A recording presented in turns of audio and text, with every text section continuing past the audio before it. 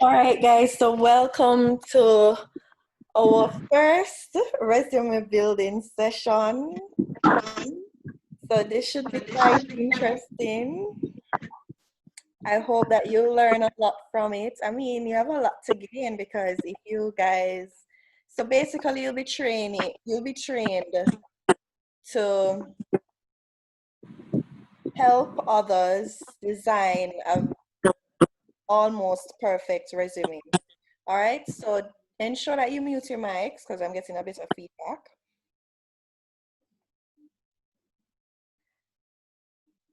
So I'm sure we know what a resume is, but for the formality of it all, let us just go through a definition generally. So a resume is a record of work, experience, professional achievements, education, skills, certifications, and other details that make the case for a job. So basically, the resume is like a piece of document that you submit to a company. It represents you rather than you packaging yourself in a box and sending to the company for you to list out all your accolades and what you did do from what you never do, right? So which is why it's so important that people get this piece of document right.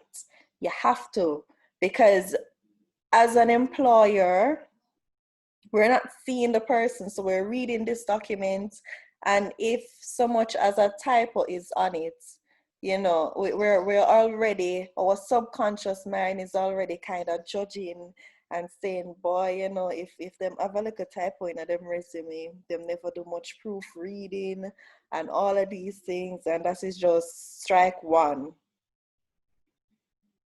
So I'm sure you guys would have, you guys hear about the term CV. So like sometimes you'll hear people say resume and sometimes you'll hear CV.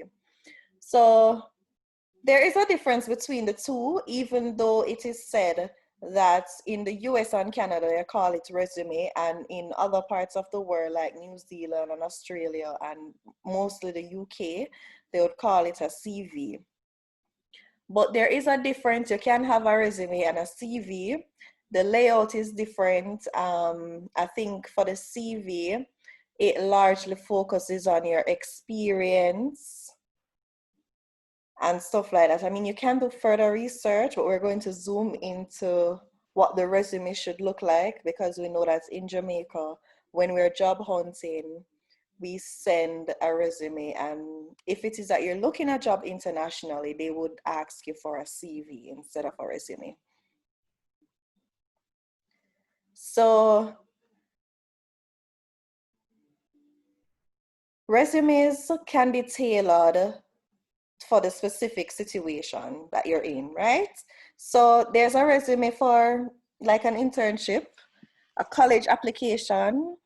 So of course, the college application resume will be focusing more on academic accolades, whether you have volunteering experience and stuff like that. Resume for a part-time job would be much different as well from a resume with employment gaps, because for the resume with employment gaps, it means, for example, that this person, they were working for probably like 5 years and then they stopped working for 2 3 years and now they're looking for a job after that long pause. It may be that they were studying, or it may be that they were laid off and them couldn't get no job during that time, and so they end up being at home for an extended period of time. A career change resume, very much interesting. It's different from when you're applying for a job, like using a resume with no experience, because with the career change resume, it's basically saying that you have experience but in a different area, and you're trying to change the professional path that you're taking. So whether it is that you're a police officer and you want to now become a chef, you have extensive experience but not in the kitchen. Right? And a resume with no experience would more likely come from like a high school student who has no experience doing any internships, no volunteering, no anything at all them know is that them they go school every day from 8 to 2, and so they have no additional experience, nothing at all. So, but they still can put things on their resume because, of course, they would have learned certain skills. So, like probably putting a document together, even making PowerPoints. Those little skills can get you through the door for some organization, for administrative and clerical positions. So let us look at standard resume formats. So there are different. I mean, when you look at resume samples online, you'll see that there are different ways that people can present their resumes. So one of the most popular formats is the reverse chronological format. And the pros to this is that it's the traditional resume style. It's most familiar with across almost all employers. And the con is that it's common, and when something common, that means it not go look too creative, it not look unique. It look like all the others. Everybody use the format here. So when you send your resume, it look exactly like the other person. It's just the name different and probably like the little colors want to add to the resume, right? But this is the universal format that is used, and so yeah. And you have the combination format, which is growing in popularity actually.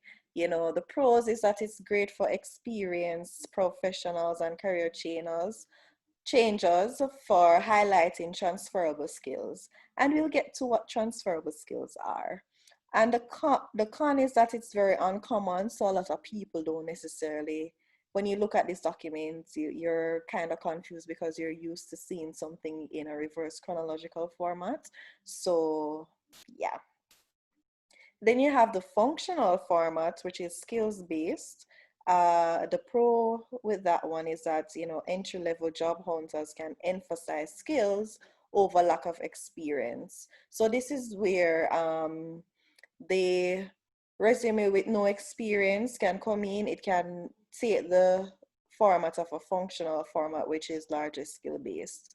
And the con is, well, HR managers they probably look at it and they're saying, so there's nothing else to this? Is this person hiding something? So yeah. But most job applicants will likely want to choose the reverse chronological resume templates. And I am assuming, and I hope my assumption is correct, that most of the resumes that will be submitted that will be asked to edit will come in this format. If it's not, then we will have to make the necessary changes to arrange it in this format, because even though it's one of the most common that is one of the reasons why we have to do that, because it is the format that is largely accepted universally. So let us look at what the reverse chronological resume template is. What does this thing look like? So with this resume format, you list your relevant work experience in reverse chronological order. So basically you begin with your most recent position and proceed backwards. That's what we mean by reverse chronological order. So in every section on this resume, and I've gotten resumes, I've done reviews, I've edited over 200 resumes, and I've seen where people have in education, you see they start with basic school, and then the next one under that is high school, and next one under that is university. So that is chronological, which is not the way to go about it. Definitely not. So you have to put the most recent thing at the top. So under education, university, high school, and basic school, and trust me, once you have a university degree, the last thing I need to see under that is probably just the name of your high school, and that's it. You don't need even necessarily have to list your high school on your resume, but to not let it look empty, especially if you don't have additional certification, you might just put the high school there. But once you get additional certification, eventually that high school will drop off of your resume because it can't go whole. You know, want your resume extended more than 3-4 pages. I mean, it should be 1 to 2 pages, 3 at max, and 4 is just a no-no. You have to summarize. So for each job, you provide dates. I mean, I understand that sometimes you might have to provide location, but I know for mine, I don't have any location on it. So I put the name of the company. I mean, if they're interested in finding out where this company is, they can do a Google search. But for the most part, I put the dates and the name of the company. So the location is not all that important, but it's a point to take into consideration, and everybody's resume is different. So you can have the location there, or yeah. And of course, you must outline your key responsibilities and achievements, and you do this in bullet form or point format. So there's a specific way to write it, and we will get through this. But we just check the time because I really am going to finish before 8 o'clock. Okay, so it's almost 7 o'clock. So let us look at the different sections of a resume. So of course, the very first section of the resume, the nice top part where you have your name, your first name and your last name. The middle name is optional. So you use the middle name in instances where it is that your name is very common. So like if your name John Brown, you might want to put that your middle name is Eric, so we can separate it if there's another John Brown who applies. And of course you have your phone number. Usually it's best to put your personal cell phone number, because if you use a house phone, if I call the house phone and I'm the employee and I'm calling the house phone, and your grandmother answer, I'm going to be like, hi, can I speak to John Brown? John Brown, John Brown, and all of that. So you don't want that to be happening, because especially for a professional entity, that's like another red flag. And yeah, so use your personal cell phone number. And once you're job hunting, guys, whether it is that is your friend calling or anybody, this is just a general pointer. Always answer the phone like a responsible person, like a really responsible young person. Hello, good afternoon, or whatever it may be. You don't know who is calling, and you don't want to get the shock of your life and lose the opportunity. Yeah. And then of course your email address. So a lot of times people might be tempted to put 2 or 3 email addresses because you don't just have a bag of email address and you don't feel like you need to list out all of them. No, just put one, and don't put the email address that is least formal. If you don't have an email address that has a name, and probably I know if you're going to create a Gmail, probably a lot of people have your name already. So you probably have to put like your birth year at the end of it or something to make it unique. But try to get a professional email address. And if it is that I send you a resume and one of the email addresses just look kind of off, definitely put a recommendation on that resume or to the person to say, I think you should consider getting another email address because this is largely unprofessional. Like nothing but Winterland, nothing but candlelights or bay or anything like that. All right. And then the last thing is LinkedIn URL. So sometimes people don't have a LinkedIn, that's fine. If you do, awesome, you can put the URL there. So once you send your application, people can look at your professional profile. And if you don't have a LinkedIn, guys, I am encouraging you to be a part of iAspire's self-empowerment program, because we do help young people to get their LinkedIn profile up and ready and running and everything, because we know it's important. And as young people, it's imperative that you know that the next step right after being young, or even because I'm still young, but it's the next step right after high school is to start building that professional portfolio. If you can start from high school, that's amazing, that's awesome. But you know, you can't run from that lovely professional life. And the sooner you start, the better. So let us look at this resume. So we're looking at, so the name is not on it, experience janitor resume, but let's say name John Brown. So we see he has his email address here, phone number, his address. I mean, and you see address is optional in a sense, but I know like for Jamaica, it's best if you don't want to put your exact location, you can put the parish, you know, and of course your LinkedIn profile link, if you have a LinkedIn profile. If you don't, then you know that's just your name and then your email address, your phone number, and your address. So things to avoid. So I've gotten resumes where people are putting date of birth on it. Like, no, no, no, no, no, no. I don't know like what format that is or what world that came from, but people stop put date of birth on resumes so long. That is unless you're filling out a form, then fine. But no, your resume should not include your date of birth.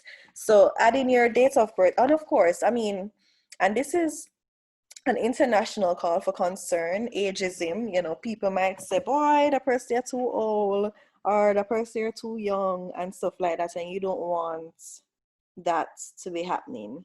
If it is that you're applying for a job as a bartender, then you need to definitely put that you're over the age of 18 or something to kind of give the employer a heads up. And of course, if you're in the US, over the age of 21. Secondly, as I said before, just one email address and one phone number. I never emphasize the part about one phone number because I know a lot of us have a bag of phone and we're going to want to put all of the numbers on there. But please to put one phone number because the people them don't want to be calling, not getting through this one, trying the next one. No, you know, so it's so much work. So try to have, and even for yourself in your personal life, in your professional life, try to have that one phone that is your phone, a go-to phone that when people call that phone, they know they're going to get you on that one, even if you have another one. And here's another point, just I found it to be interesting about the photo or headshot. So a lot of times you might be tempted, yes, man, resume not gonna look pretty if a picture on it, but you know, some employers or yeah, they don't, it's not necessary. The only time that it's really needed is if you're doing marketing or front decks. Even front decks, you know, you don't want to open yourself up to being to racism or anything of that sort. And I know it's wrong, but you know, yeah, I guess that's the reason. But I mean, if you're not applying for a marketing position, people don't really need to see a pretty picture. So, but I think as a personal note, I really think that the picture on it, like a really nice professional headshot, looks really good on a resume. So one of the most important parts of the resume is the summary statement or the resume objective statement. And this is where you will have to correct a lot of people with how they word it, because with a lot of times we're not trained as to how it is. I mean, I wish they would have a class on resume writing in school, like when they go through every section and teach you how to write it, how it must actually be written, right? Leneka, Yeah. there is actually some schools that practice professional development. Yeah, I mean, was a part of a class with at Queens. I mean, with the guidance counselor, they're the ones who do it. So you had that at your school? No, Campion has one, I think. I'm not sure for resume building, but I know Campion has Okay, one. awesome. Right. So I really think that a lot more schools should expose the students to this, because boy, I tell you, I've gotten resumes in the body of an email. Like, it's, you cannot underestimate what people know. Can't overestimate it either. So, it's real. So the resume summary statement. So basically, if you got enough relevant experience, then you might want to choose the resume summary statement. And a good resume summary works when you apply at a job in which you have experience. So it summarizes your position related skills and qualifications.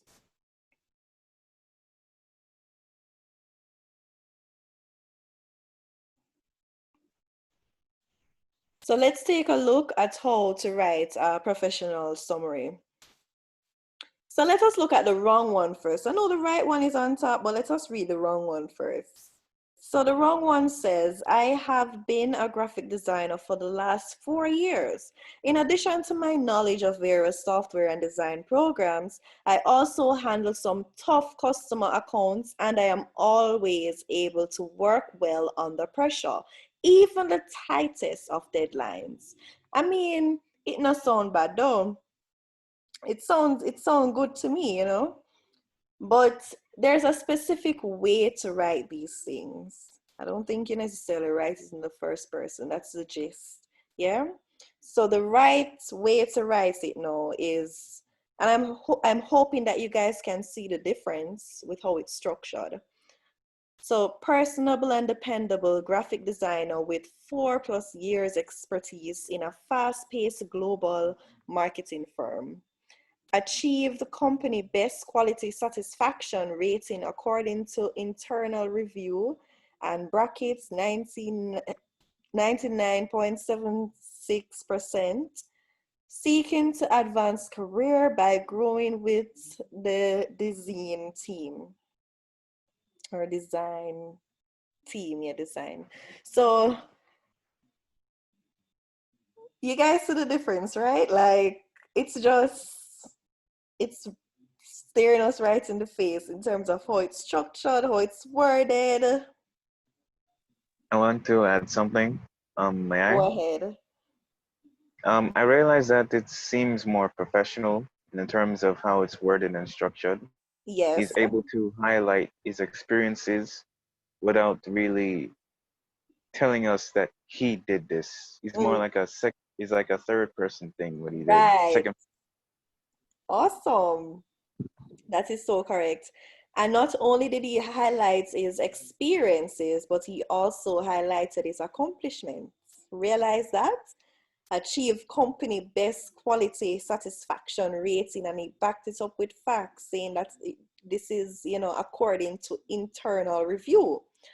So I know most of us might not have have this kind of thing as yet, but there's still so much that we can put in our resume summary statement. And of course, a resume summary statement is really for those people with vast years of experience. They've been reviewed, they've been appraised, and all of those things.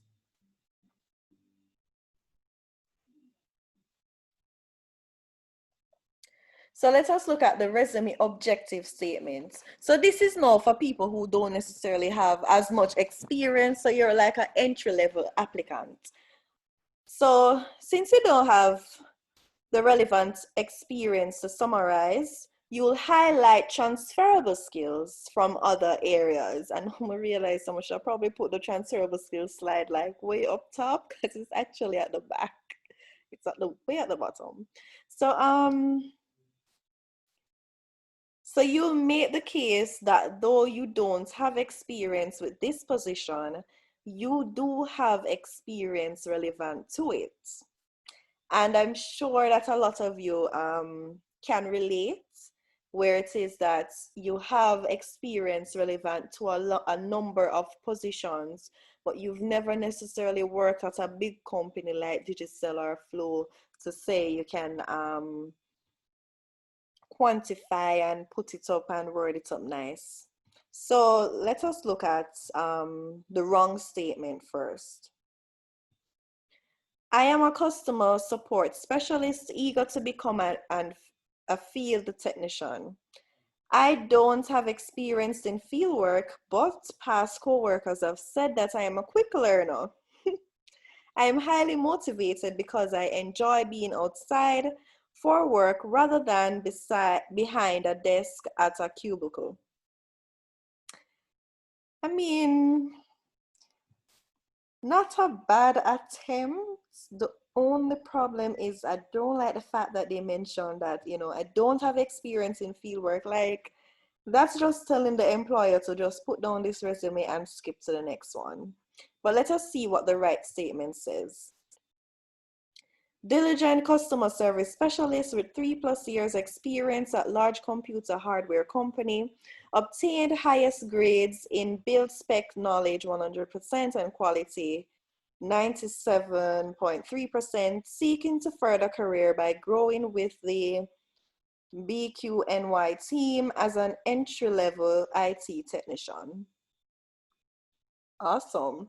So they highlighted the fact that they do have experience somewhat in XYZ area, and they are seeking to further their career or to learn more by growing with whichever team in a different capacity rather than the one that they're used to being a customer support specialist.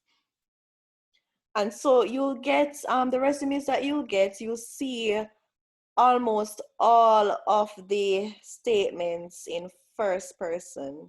And so you will be challenged to change that from the wrong to the right. All right. So is everything clear so far? So we can move on. Yes, everything is clear. All right, awesome. Great. So let us look at this resume objective statement. So it says janitor with 10+ years of experience. I mean, this is a janitor's statement. So janitor with 10+ years of experience in hotel and school maintenance, adhering to strict safety regulations and working with teams to achieve institutional efficiency goals, aiming to leverage my proven management abilities and vast skill sets to effectively fill the managerial role at your university. I am bilingual in Spanish, English, and possess a HVAC/R certificate. All right, so tell me 2 things that are right and probably 1 that is wrong. Well, first thing that's right was that he didn't use first person. Another thing was how we professionally structured it, his statements. I'll see a name or, well, the email address is typed incorrectly. He dropped off one of the letters. Hmm. All right, so remember that Talking this is about a sample managing. resume. Remember that this is a sample resume. So basically the email address is not real, phone number not real. No. Well, So, and because it's a sample resume, they're not going to put the person's name, so that's fine. But let us look right. at the resume objective. Kayla? Yes, I'm here. Some of the I was saying that the fact that he added his experience when he said 10+ years of experience, I think that was good. I like the first part of it, but it was getting a bit I don't know. As Armani said, that he used first person, and that was kind of a throw off because you're not supposed to use third person. I mean, first person. You're supposed to use third person. So I Right. think it was a good attempt, but some Good. things are a bit off. Right, I agree. So I think everything is good up until when him say I am, which is the last sentence. So he mentioned I am bilingual, like so never use the first person. It throws off everything. So he was on a good path. I was about to hire this person because I was like, wow, working with teams to achieve institutional efficiency goals. I was like, wow, no man, this person isn't a janitor, man. This person can come run this place. But yeah, so you have to be careful and you have to try to be consistent throughout your resume. So let us go to the next section, which is where you list your relevant work experience and key achievements.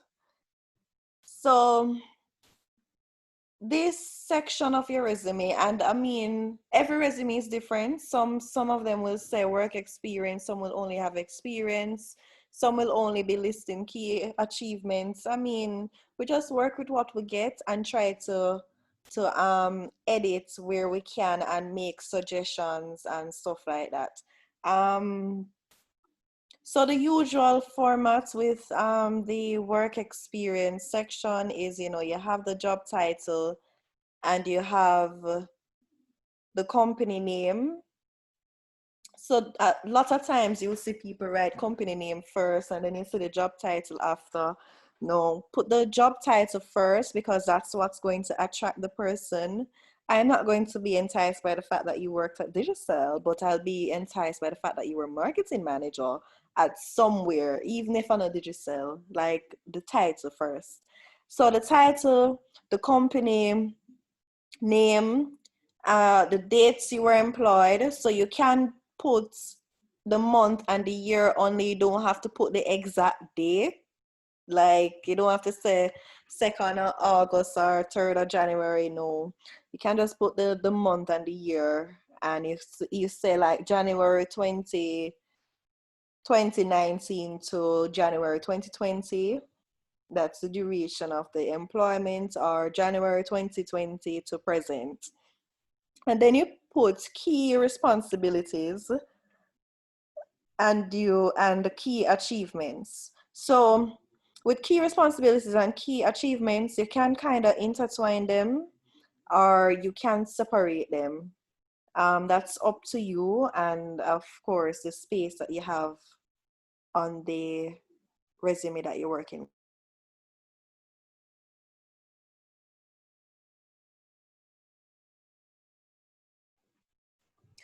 All right, so let us look at an example. I think I have an example. And of course, you know that the key responsibilities and key achievements, these are usually listed in point form. Okay, so I think the example is like way down. But so before we go to that, it's important for me to mention the fact that you can go ahead, Kayla. Oh yes, I was asking when you're listing your your key achievements. Uh, is there a point format you should avoid? Because you have bullets and you have numbers and then you have ticks. Is there like any what isn't really formal that you should avoid? Well, that's a good question. So not necessarily, don't put numbers, definitely use bullet form. So Okay, thank you you. can use ticks, but it's highly recommended that you use the points because it's more formal in a sense. But if you have the ticks, it's not going to be a problem. Okay. So it's important that you word it. Remember, consistency is key throughout your resume. So if your resume objective or statement is in the third person, what would your key responsibilities and achievements being?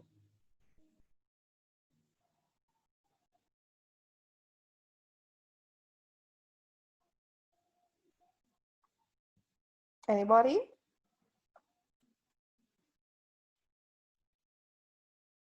Hi guys. It fell off a bit. All right, so I was asking, how should we write, what person should we write the key responsibilities and achievements in?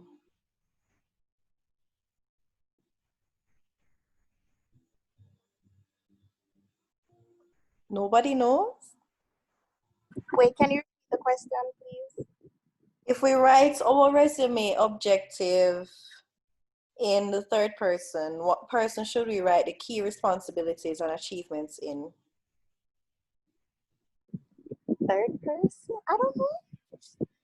Yes. Third Wow, person? it's not hard. Remember, you have to be consistent throughout your resume. How would your Oh, is that your lovely opening statement is written in the third person, and then I go down to read your responsibilities, and I'm saying I was responsible for this.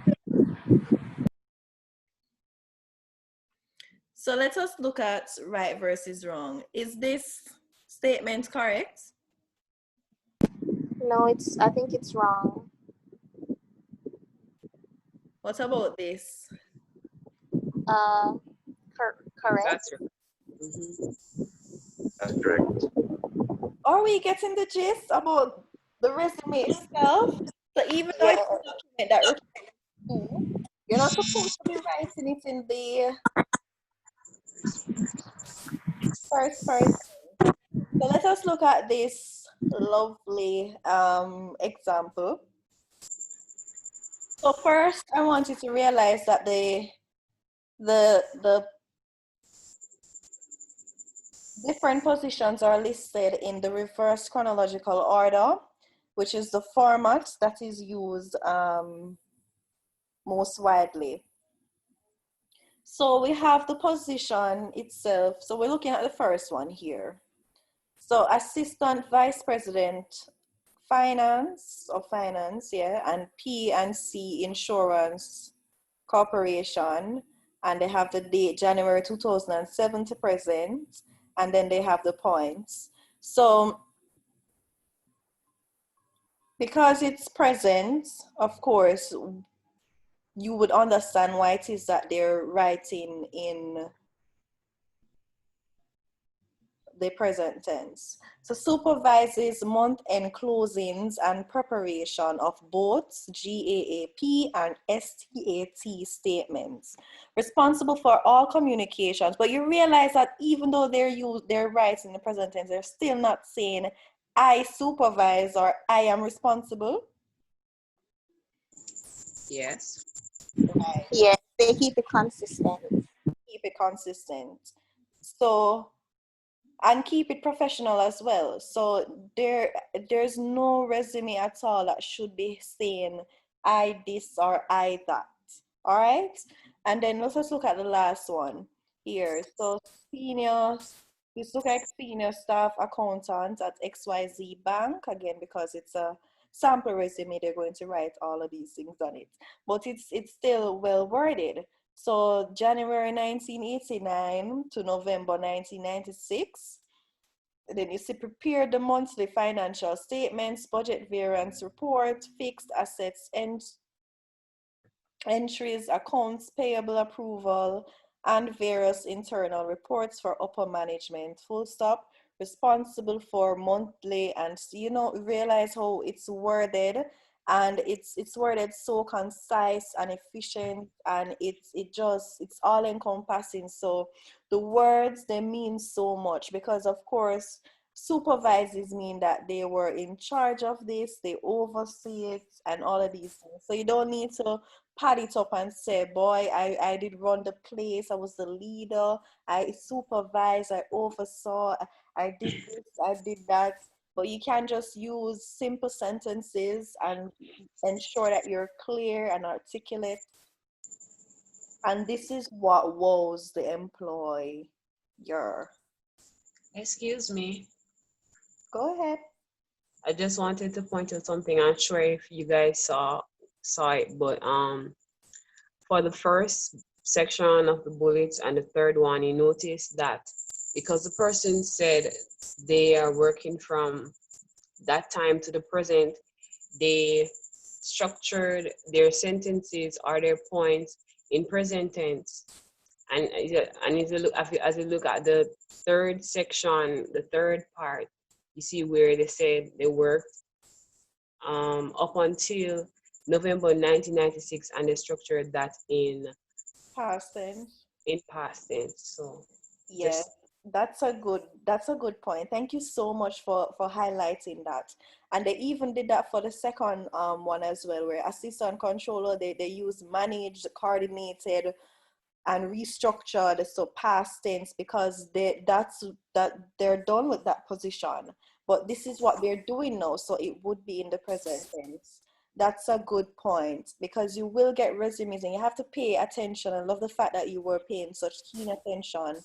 You will get resumes, and sometimes because people have such little understanding of how the resume should look and what it should be like, they will use the past tense for something that is present.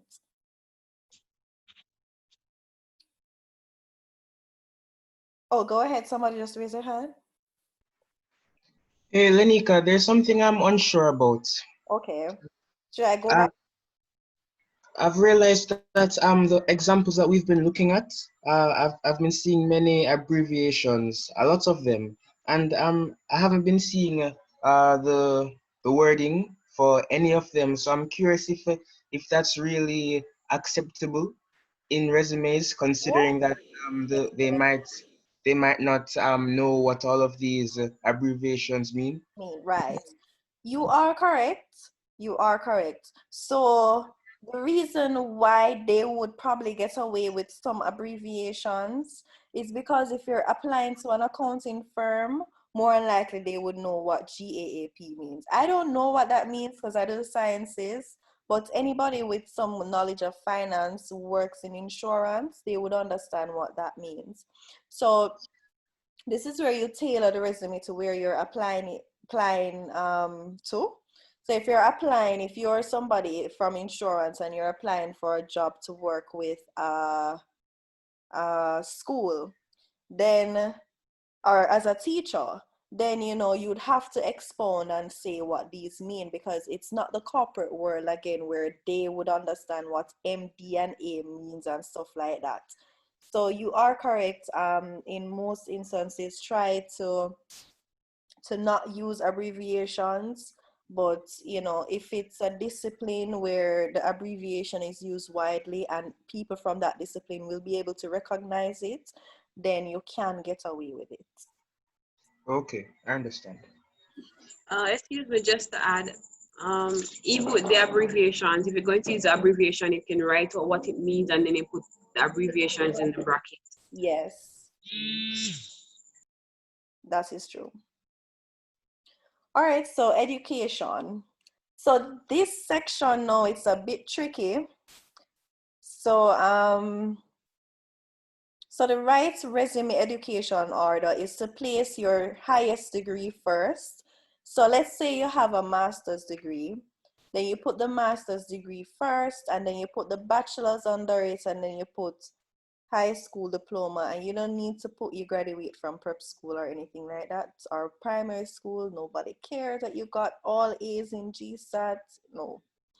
All right, so, and then they even go a step further to say if you have finished a university degree, you don't need to add high school info. And let me explain what that means. So I know that, in Jamaica, we're really proud of the high schools that we attend. So really, to get us to take our high schools off our resume, it's not that easy. Like, I can tell you, I have Queens on my resume same way, because I'm just so happy that I went to Queens. I'm a proud queen. So, but what I had to do though was to take off the list of subjects that I did in CSEC and CAPE. So yes, I'm happy that I was the top performer in CSEC and Cape for Queens, and I would love to list out that I got grade 1 in all of these things, and I was placed how much in place in the island and common island merit list and all these things, but that's not relevant when you are applying for a job and you have a university degree. Like, they don't necessarily care about what you did in high school. And I'm not saying that what you did in high school is totally irrelevant. No, it totally prepared you for where you are now, and the experiences that you've had, it's of much value.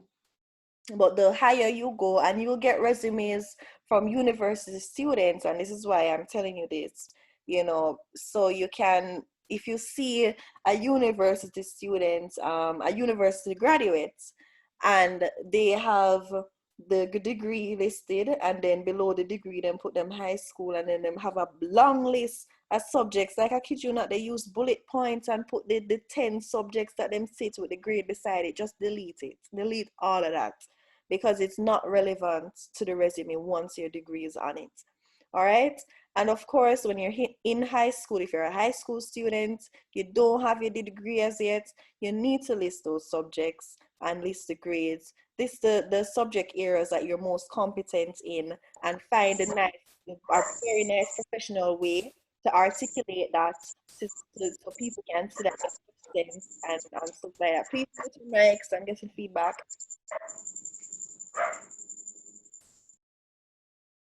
Awesome. So an important point is, if you have another certification. So say, for example, you have your master's degree, but then after getting the master's, you went ahead and you got certified in supervisory management from Hart Institute, and you got another certification in strategic governance from Mind Institute, or you did a little course at UTech and stuff like that. So you got them after you got your master's. But still, for the education section, you must put the highest degree first, and then everything else you put it in the reverse chronological order. So don't put, say, a certificate in a supervisory management because you get that the other day, so it must come first. No, put the master's first, then you put everything else in reverse chronological order. So the master's, and put your bachelor's probably below it, and then you put the certificates, or you can put, well, let's just look at an example so it's clearer. All right, so let us look at this resume and just tell me your comments. So this is a resume that was submitted, and you were asked to give feedback or make some edits to it. Tell me what you would do.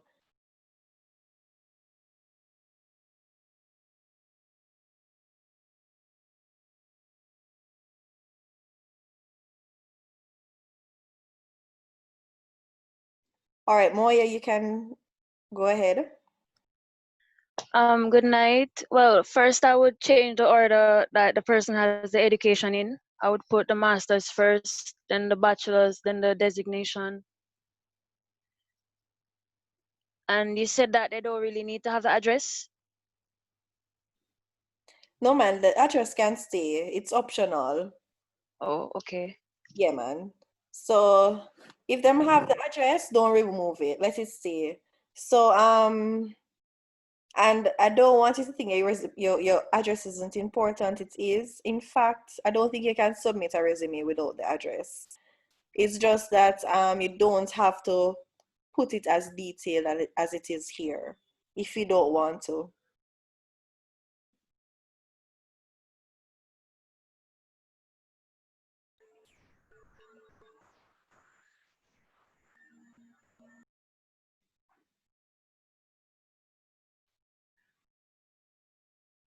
Yes, so the same would apply to high school, to international Let me check the chat.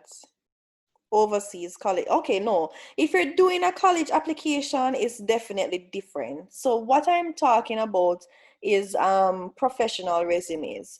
A resume for a college application is very much different. This is where you outline your academics like crazy. So all of your subjects would have to be listed there. The grade that you get in the subject, and what you're doing in school, your extracurricular activities, like you have to pull that up on a college application resume. Oh my, somebody raised their hand, but then I see the notification gone. And Leneka, Yeah? you can. I want to add that you could put like if you were top in the island for this or top in the island for Yeah. that or top at your school.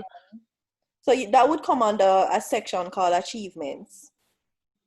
So that would be different from education and qualifications. You just put a section called achievements or awards, and then you write it, you put it, list it in bullet form. So you put the name of the award and the year that you received it.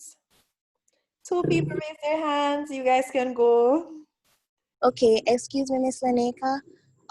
When you're listing education, do you have to put the year in which you got Yes, for you example, got the bachelor's or when you got your master's? You right. have to put So the year? you realize that that's missing from this resume. That's a good point. That's a very good point. All right, so who else had a point?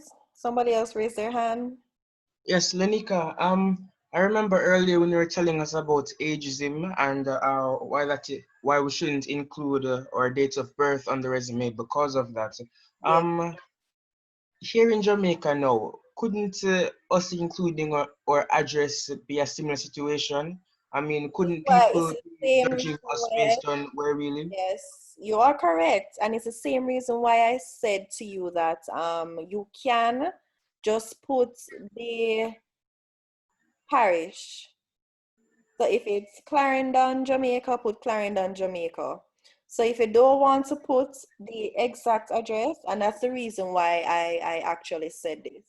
So generally, you have to put your exact address so the employer can know how far you live away from work. But, because I've been working with so many young people, I always encourage them, if you want, just put the parish and put comma Jamaica, you can. So the employers wouldn't contact you and ask you further. If they do, they have the right to, but you can leave it as is, because as an employer, you just want to know the person in the parish, right? You don't want to have to employ somebody from St. Mary and the workplace there at Kingston. But if it's a Kingston address entity, and you put that you're from St. Andrew, Jamaica, then that would be fine because you can commute easily to work. Okay, thank you.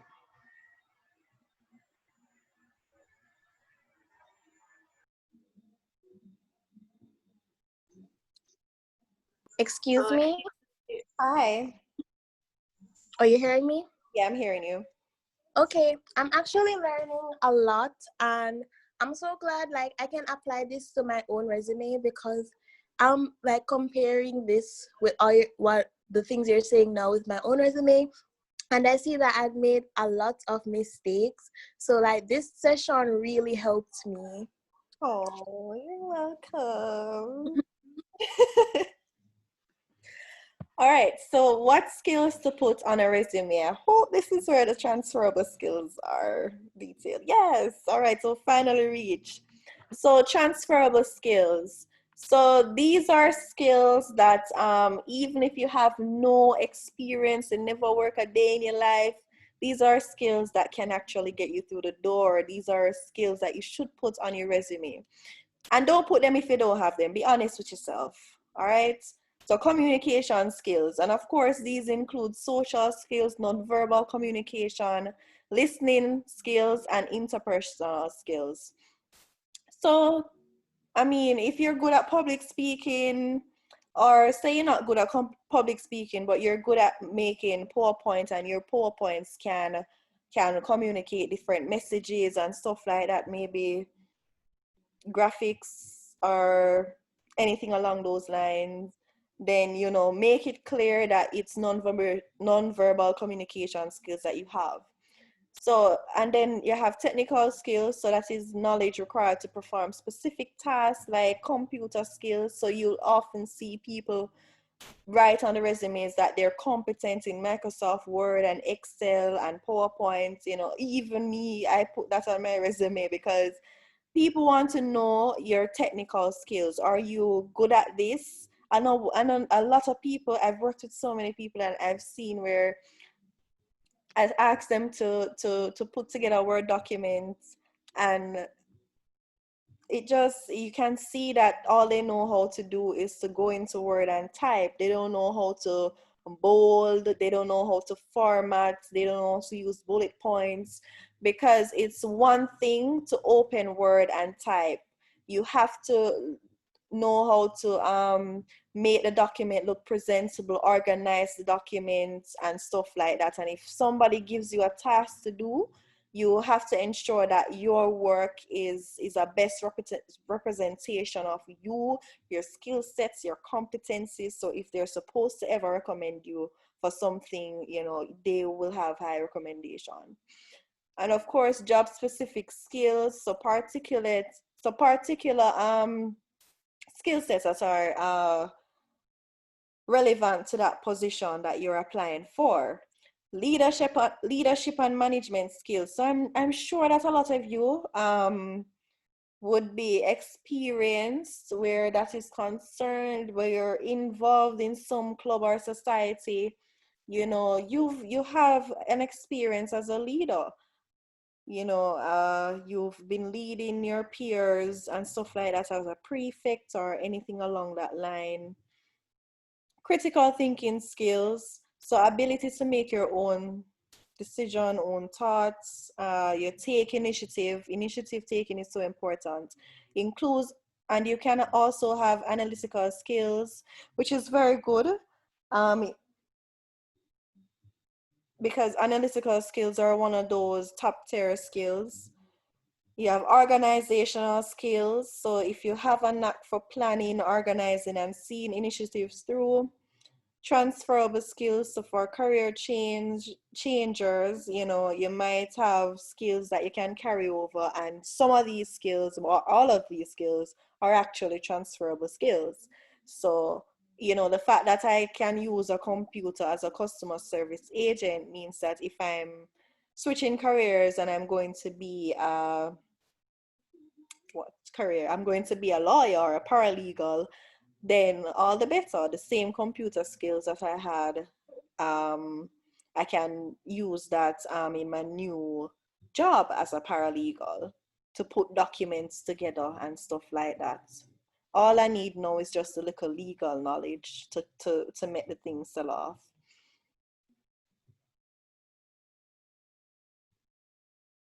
Oh yes, I need to make mention of the fact that these skills, and of course there are other skills like networking, advocacy.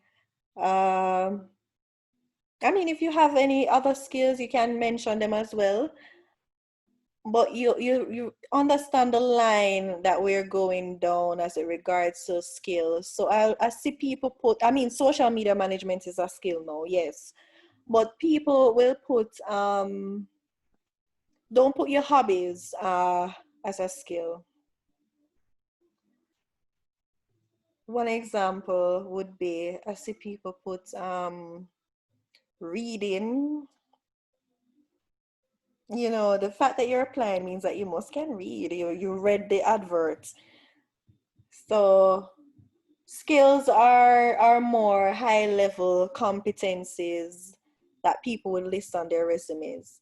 So these are optional sections to include on your resume, which will help you to stand out. So I'm not saying you have to list out all of them here upon your resume. Like literally just take one or two of these to put on your resume to let it stand out, yes?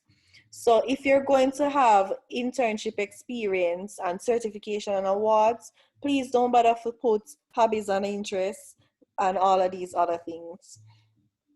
Or you can put 2 to 3 of these things, but don't don't fill up your resumes with all of these things at once. Yeah, these are optional sections, so select just a few of them to highlight. So if you have relevant internship experience, you can put that on your resume, especially if you come in as an entry-level worker.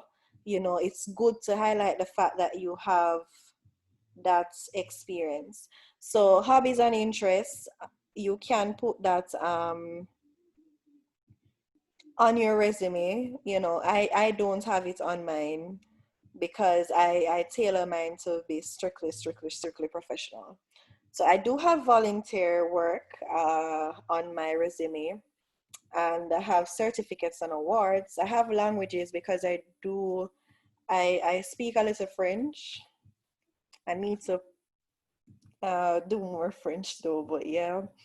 And I have publications because as a science student, I've worked on several projects and papers that I've helped to publish and stuff like that. And of course, I could have projects, but I don't have a section for projects. I need to probably put that in. So as much as Kayla is learning, I'm learning too.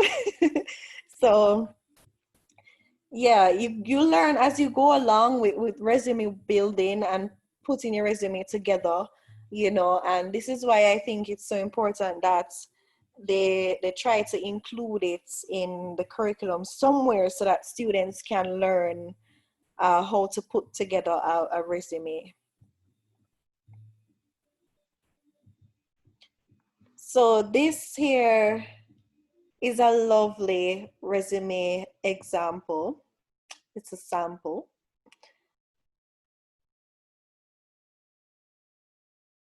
Oh yes, I have a question. Go ahead. Yes, I've been on Google and I've seen that when you see the part with skills, with presentation and public speaking, you see that format.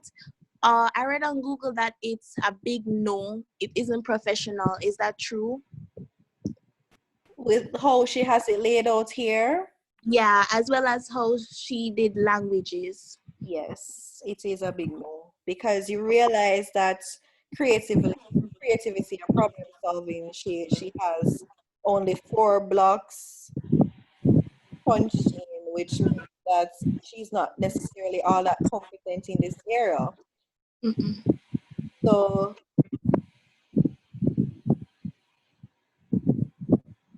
and thank you for pointing that out, by the way. So I was going to get to it to show you guys that it's, if you're going to list skills, just list them and don't do something like this where it's like you're grading yourself. So you remember when we spoke about the fact that you don't do your resume in first person?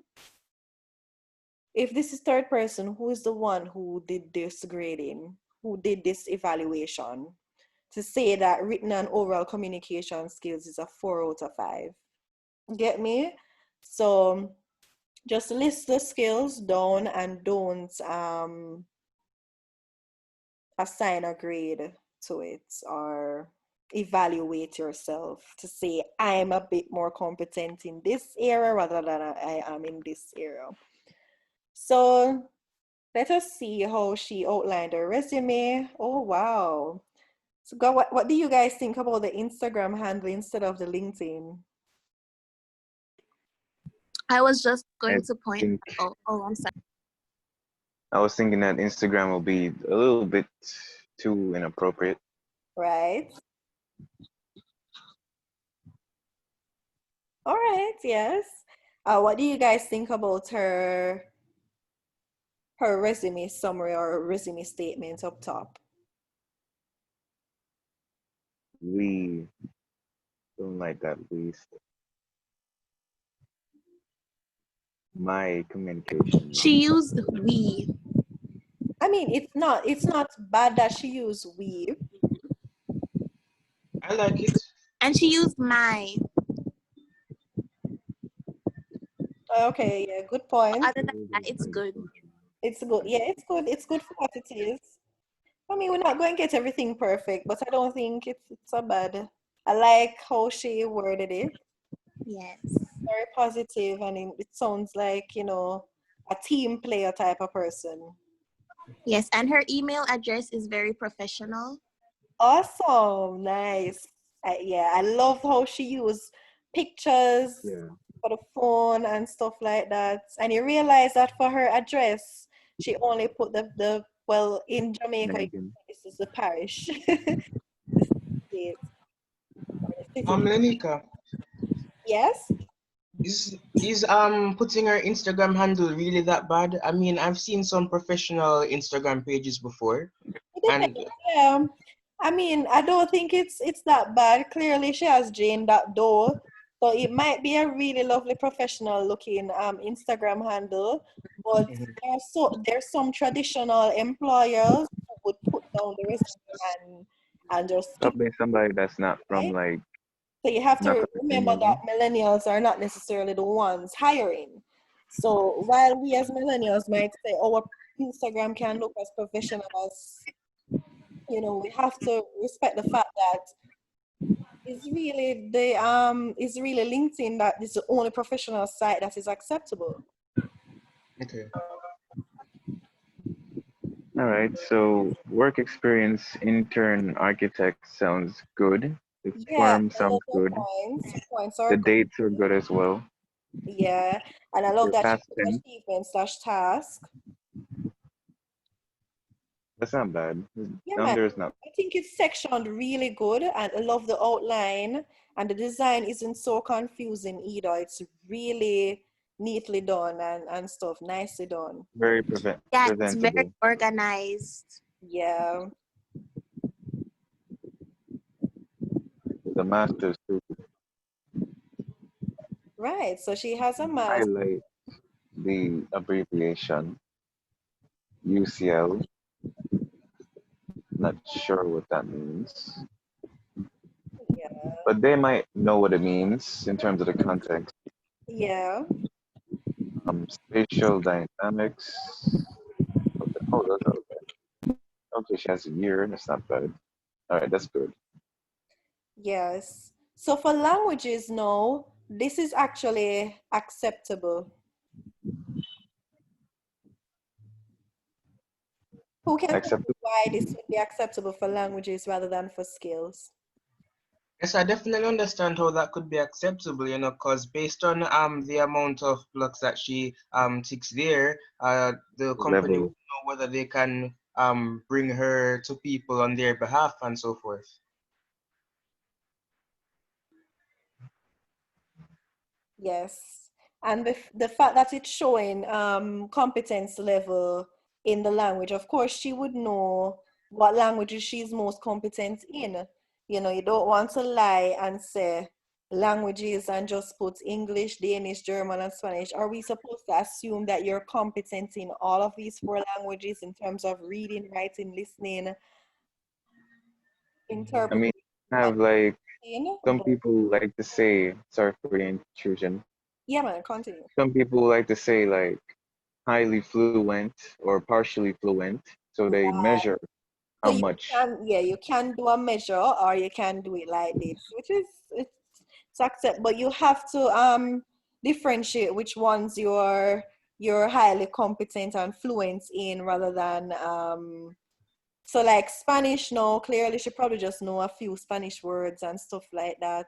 Probably can have a conversation, good morning, how are you type of thing, buenos dias, but maybe not as fluent as she is in English. And I love how she puts her interests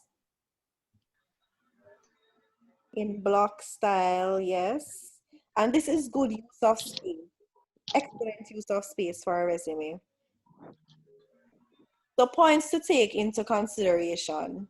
So this is really just to guide you as to how to format it in terms of when you're typing it up and stuff like that.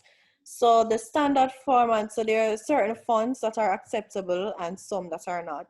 So of course you don't use the cursive or the fancy style, the fonts. You use the boring Cambria, Calibri, or Times New Roman. That's my favorite font, Times New Roman.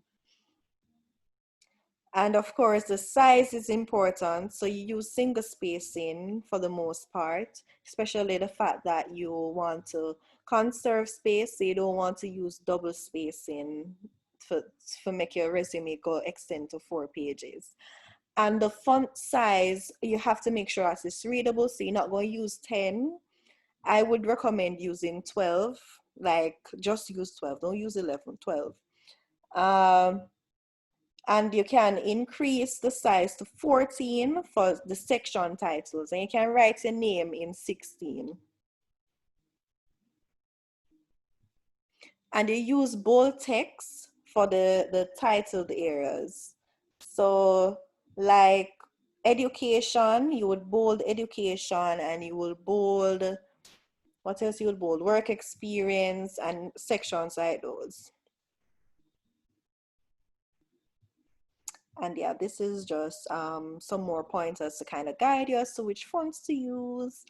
And if you want to use 2 fonts, this guides you as to which 2 fonts are acceptable for use. So saving your resume. So when you're saving your resume and sending it off to an employer, and this is important for when it is that when I send you the resumes, make mention of the fact that to the person who you're editing their resume for, when you're sending it back to them, just give them a pointer to say that when you're sending the resume to the employer or the hiring manager, ensure that you put the resume in PDF. Managers get annoyed when they get it in Word, because when you get it in Word, sometimes you're opening the resume on your phone and it's jumbled. If you get it in Word, even if you open it on the computer, it's going to look jumbled. When you get it in PDF, once you open it, the format is intact and everything. So just save it in PDF and send it off. But of course, when they're sending the resumes to you for editing, they'll be sending it to you in Word format, so that you're able to go in and do the edits and stuff like that. So now we're just looking at resume examples. So there are 2 resumes on the slide. So these are just different outlines. Yeah, but as you can see, to just reinforce what we've learned, to ensure that we never learn foolishness, we can see here that the way that the people structure their resumes, the things that are important in terms of how they word it, how they write their statements, and how they write their points and everything. We see how important it is to write it in the third person. We see how important it is to ensure that we organize our information in a presentable way. And we see the different sections that are used. So for this one, they have work experience, and for this one, it is employment history. For her resume, for Jane's resume, she didn't put profile or anything. She just kind of just went ahead and write it. And then for Samantha, she put profile to just put her resume statement there and stuff like that. There are different ways that you can do it. But once the wording of it is all right and the presentation is good, then nobody will penalize you and say that your resume is not done properly. Oh, excuse me. A resume don't normally go with a cover letter. Yes, it does. It does, but and a point to actually mention is that your cover letter, it is never in the same document as your resume. Your resume is a separate document from your cover letter. So don't put it on page 1 and put your resume on page 2. And these are more examples. So this is an interesting profile outline, where it is that they have, I think those are 2 points, 3 points. Let me move this. It's 3 points. So they have 3 points, but you realize that the general gist of how you write it is kind of the same. It's the same right across the board. It's something that a lot of people just never when you get the resumes and the examples, you see them in real life to see that a lot of these things people don't necessarily know. So for education, so master's degree in whatever the concentration was, and trust me, if people put that them have degree from University of the West Indies and they don't put the major, please ensure that you put a comment to say that you need to put the major, because we need to know what area you got your degree in or what area it is that you're studying. You don't have to put the GPA because it can work in your favor. It can not for work in your favor necessarily, because say you have a 3.9 and I was like, okay, well, I need somebody with a 4.0 though. You know, you're giving the employer a choice there to say, boy, should I choose bright people over, you know, like your GPA won't necessarily matter at that point. So you can put in brackets that you have honors, yes, that's fine. But in terms of a grade, not necessary. But again, it's up to you because everybody's resume is going to be different. There's information that will be irrelevant in some cases, but as long as it doesn't harm the resume, then you don't necessarily have to remove it. So for this resume here, they have education on this side and the experience here.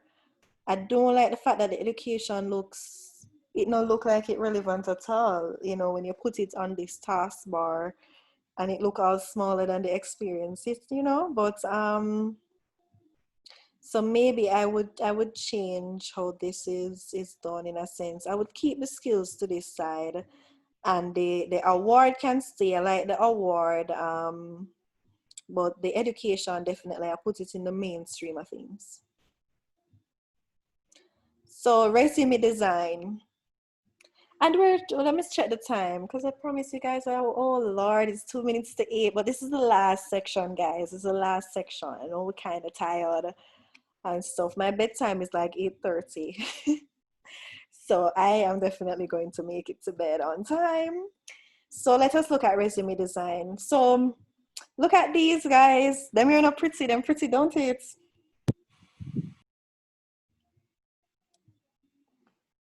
These resumes are awesome. Look at this teacher and educator resume. Can you imagine your teacher have a resume like this, guys? Like, wow.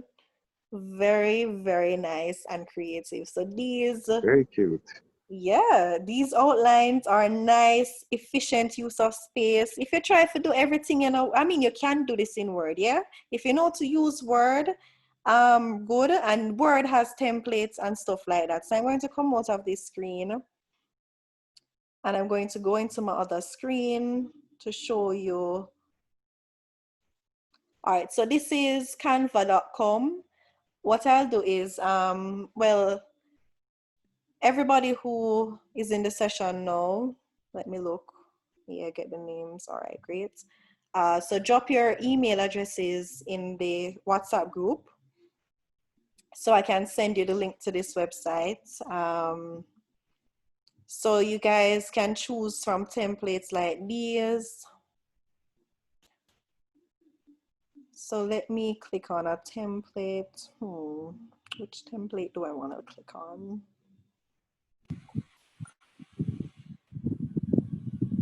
All right, let me click on this template. This don't look too bad.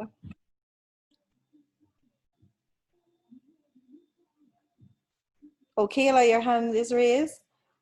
Yeah, I was just asking, like, if you use that template, right? The picture that's there, if you don't have a picture of yourself, is it professional to add a blank profile picture? No, you just simply use the picture parts. All right. Girl, the people that want to look on your resume like, is this person serious? All right, so I'm zooming in.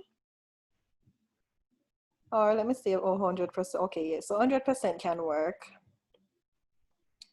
So this is where you can go in and you can edit the picture here, can drag your picture and put it there instead, and can change the name to put your name.